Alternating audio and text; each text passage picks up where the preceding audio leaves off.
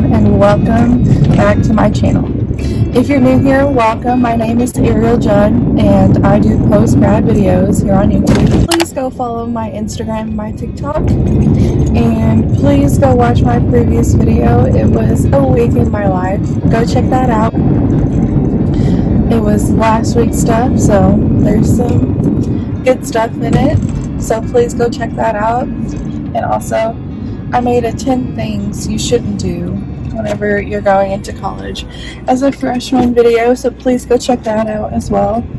Moving vlog 2 will be coming up here soon. I'm going to be filming that here within the next couple of days, and so that's coming soon. And I'm going back up to Columbia this weekend, so there'll definitely be a third and a fourth.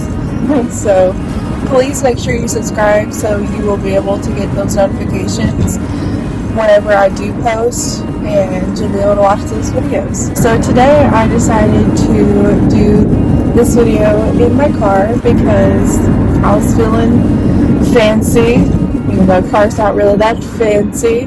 I was just feeling like I wanted to do it in the car, and I have time to do this while I am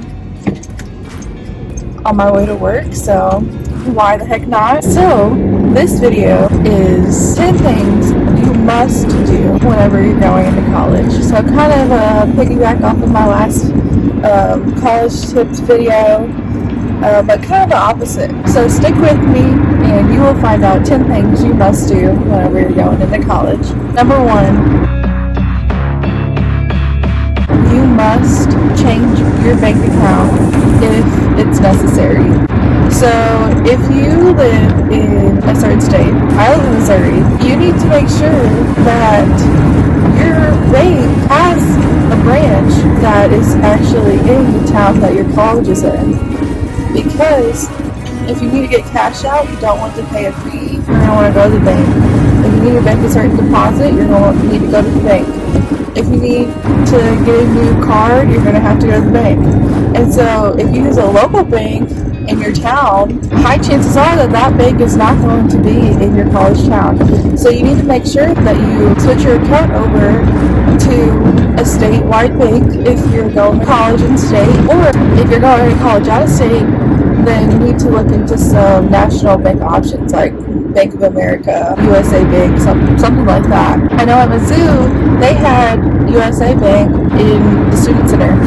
And so there are those options. And so I implore you to please go change your bank if you have to a bank that will be in your college city. Number 2.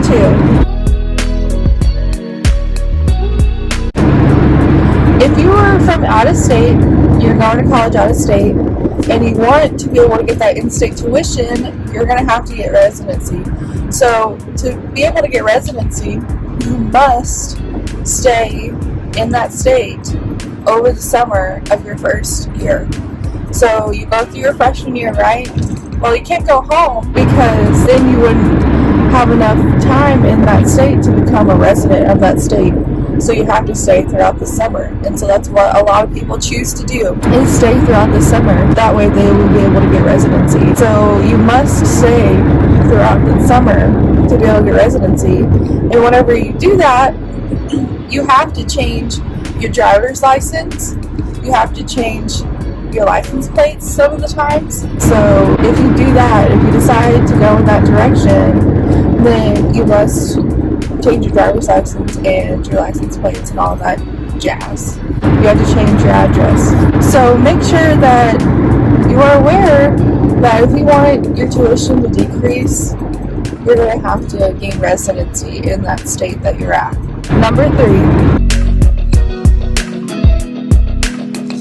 Whenever you are packing to go to college, I very much recommend that you use tubs and not boxes. You must use tubs, like the plastic tote that you can get at Walmart.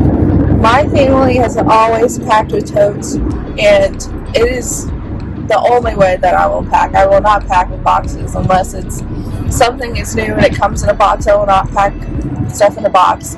One, because they are better protected, and 2, they won't get damaged. Like cardboard gets wet and it gets damaged, and then it makes the stuff inside get wet. Plastic is waterproof, so your stuff, if it gets wet, your stuff inside of the bin will not get damaged. And also, you can put it in the back of the truck. Won't have to worry about it. You just have to strap it down, or on a trailer, whatever you use to move in. And there's a lid. And so if you strap that down, tape it down, whatever, there's a high chance that that lid will not come off and your stuff will fly out. And like a boss, I implore you to pack with tubs and label those tubs. Like, get a piece of duct tape, put it on the top of the lid, and then write your name and apartment number, room number, whatever. Because whenever you get to college, there's going to be a whole heck of a lot of people helping you take your stuff in, and you're going to want to make sure that your stuff gets to the right place. And so you need to put your name and your room number on the tubs, on everything that is going to your room. That way nothing gets lost or misplaced or whatever. Number 4, you must buy at least 2 Ethernet cables. So you're going to want an Ethernet cable because sometimes the Wi-Fi does not work. Sometimes it just doesn't work. So your dorm room should have an Ethernet port on the wall somewhere, usually by your desk. And so you're going to want an Ethernet cable.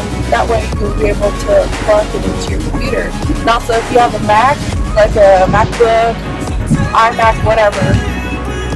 Oh, I don't know about iMac, but I know if you have a MacBook or MacBook Pro, then you're going to need one of those adapters as well. So make sure you go out and buy one of those adapters. It's an Ethernet adapter, and then you need to buy an Ethernet cable. And if you have a single in your room has more than one port, last year my room had more than one Ethernet port on the wall, and I was in a room by myself. I used both those ports. I plugged the Ethernet into my TV because my TV did not support the username password Wi-Fi system that my school had on campus. And so a lot of schools had that username password login system for their Wi-Fi, and my Roku TV did not support that. It only supported the password system. And so I had to plug my TV into the Ethernet for it to be able to get internet so I can use it. And so that is another thing that you need to be aware of and that you need to make sure that you do. And if you have multiple things, like I had at least 3 things that I needed to plug up into the Ethernet to be able to use it. One was my TV, one was my Nintendo Switch, and one was my computer if I needed it. I just always had that on standby. So since I only had 2 Ethernet ports, I bought this thing off of Amazon on Center Picture that is basically you plug Ethernet into it, and it has like 4 or 5 Ethernet ports on it. So it's kind of like an extension cable, but for Ethernet. So you can plug in like 5 different Ethernet cables in this one thing and still get the internet to multiple devices if you only have one Ethernet port. So if you need that, I'll put a link to that and a picture of that right here, and I'm going to link it in the description. Number 5. Please make sure that you bring medicine to college. So it's just a fact. Everyone gets sick in college, and you will most likely get sick your first semester at college because things start going around. Y'all live so close to each other that you're most likely to catch something. So take some Dayquil, NyQuil, vitamin C stuff, emergency, whatever it is that you use whenever you get sick. Please take that and have a stash of that on hand because you will most likely get sick. And whenever you're sick, you don't want to go. You don't want to have to go all the way to like a store or something to get your medicine. So please bring medicine to your dorm room wherever you move in. And make sure it's in a Ziploc bag so it doesn't spill if it's open. And make sure you bring ibuprofen as well, because you're probably going to need it. And that leads into number 6. You must bring a first aid kit. So you can get these on Amazon for like, I don't know, $15, $10, something like that. It depends on what size you want, what you want included in it. So if you want a more inclusive one that has more stuff in it, it's going to cost more. If you want a more basic one, it's going to cost less, but you won't have as much. Whatever floats your boat, you're going to want to bring a first aid kit, because lo and behold, something will happen. You need a band-aid, you need a gauze, whatever. You need some burn ointment because you burned your hand on your curling iron, whatever. You're going to want to bring a first aid kit. I can't tell you the amount of times that I needed a band-aid throughout college, and I was grateful that I brought a first aid kit. So please make sure that you bring a first aid kit. And that leads into number 7. Please make sure that you bring jumper cables, basically a car safety kit with you at college if you're taking a car. So in the past year alone, I've had to have 2 jumps for my car because the battery died. Like, I guess I accidentally left a light on, or something happened to where my battery died and I needed a jump. That first time, my battery was completely dead. I had to get a new battery. The second time, I just needed one of those jumps. And I had to park in the parking garage, which is facing the wall, and so no one could get in there to jump me. But if I was not in that situation and I had some room for someone to jump me, then I was prepared because I had jumper cables. And also make sure that you know which charge is which on your battery, because I did not know. I had to call my grandpa and I almost fried my battery because I put the charges on the wrong parts of the battery. So please make sure you know which is which and how to jump your car before you go to college, because I was not prepared for that situation and it was very stressful. Number 8. Whenever you get to college, you must go and walk around the area and find the buildings that your classes are in before your classes start. So you'll probably get to college a few days before classes start, and you're going to want to walk around and kind of learn the area before you go to your class. You don't want to be late because you got lost. And so go and find your classes, find the rooms, find the buildings before your classes even start.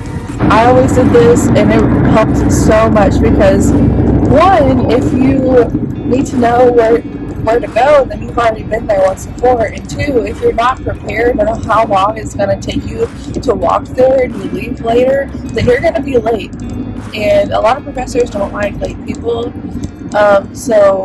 Especially if it's a smaller class. So please go and find your class before class starts on that first day. Number 9. Please be prepared for that move-in day whenever you're going to college. That move-in day will be very hectic, especially if it's your first one. It will be very, very hectic. You will get information on how to go throughout move-in day before it happens. I don't know when you'll get it. It's usually a couple weeks before. You'll get like an email or something, and it'll tell you how moving day is going to work, when your time is, so on and so forth. You need to make sure that you leave early enough to be able to get to the college around your move-in day time. So you might have to go to a certain building to get your papers and your key, if you have a key, all that jazz. And so you need to make sure you're prepared on where you need to go, when you need to do it, and what you have to do to be able to actually get into your dorm.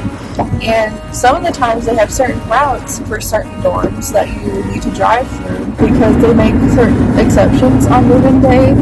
Like when I moved in last year, I had to drive on the sidewalk to park to move my stuff in. And so they make exceptions like that, so maybe they can go a lot quicker and you can get your stuff moved in a lot faster. So make sure you know those routes, where you need to go. That way it goes efficiently, smoothly. You're not super stressed. So please make sure you do that. Number 10. Please make sure you make your own personal schedule. So you'll get a schedule of all your classes, right? But you're going to want to make your own personal schedule. And I did this last year using Google Calendars. So in Google Calendars, you can make your own calendar, like work calendar, personal calendar, school calendar. You can have all of this on one calendar. It'll show you everything. You can color code everything, and you can change stuff around. And you need to make sure, if you can't stick to a paper planner like I can, I suck at sticking to those, you're going to want to use Google Calendar, because if I have it pulled up on Google Chrome all the time, then I'll just go in there and I'll put in my stuff and whatnot.